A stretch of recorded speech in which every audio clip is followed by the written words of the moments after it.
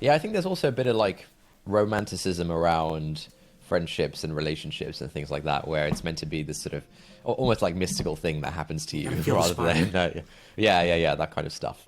I mean, do you take the spreadsheet approach in your social life? Yeah, definitely. What does that look like? I, so I've used it in a bunch of contexts.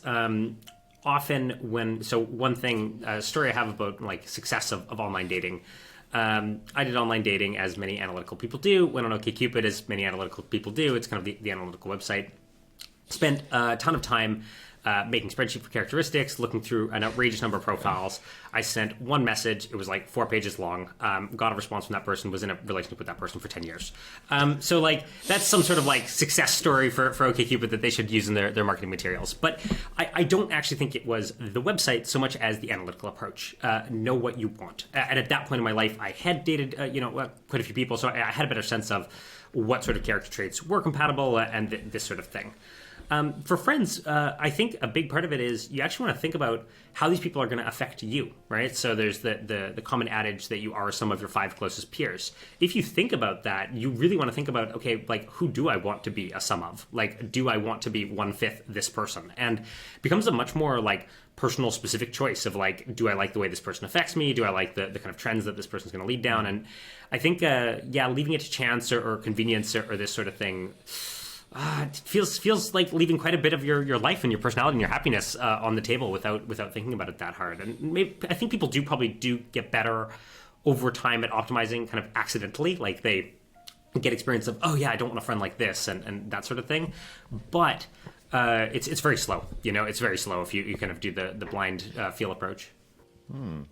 Yeah, because you often hear people as they grow older, they say, one thing I've realized is that I can and should cut toxic people out of my life and things like that. It's a very like optimizing friendships is what they're getting at here. It's just a non-spreadsheety way of doing it to say that, oh, this is a realization that I've had that person is toxic and therefore I don't want to hang out with them. Yeah, I think the benefits of age in some ways is just like acquiring better heuristics, so better mental shortcuts that are going to lead you to better outcomes. But if you don't specify those and don't think about those, it's really hard to pass them on. It's really hard to kind of know what's going on. So I think people's processes like do get better, but in kind of like this soft, squishy way. They don't really know that like, oh yes, I have determined that people tend to influence like people tend to affect my affect. So I want to be around like happy, optimistic people because then I tend to be more happy and optimistic. Thus, if someone's really negative all the time, I should probably not spend a lot of time with that person, especially if I'm in down states. Like people have that, but it's not explicit. It's not spelled out. It's more like this feeling of, I'm not as interested in that sort of connection anymore. Yeah. So I'm very intrigued by your approach to the dating thing because so. The story in this book, The Rosie Project, is this guy who wants to find a wife, ends up creating a questionnaire, and he makes a questionnaire with like 100 different items, and sort of he figures out like these are all the things that I want, these are all the traits I'm looking for in a partner, and therefore, I give this questionnaire to people, and it's, spoiler alert, but the person he ends up falling in love with is someone who would not have made the cut on the spreadsheet, and so part of the moral, if there is one, of the book is that there are some things in life that really shouldn't be quantified.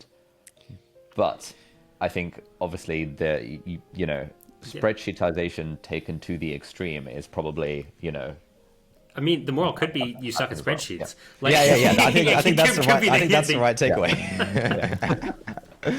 Yeah, I think when people approach this, they sort of view the spreadsheet approach always as like the most naive spreadsheet approach, where you don't account for like nuance and less tangible stuff. Sure, you can never update it. You have to set it and leave it forever.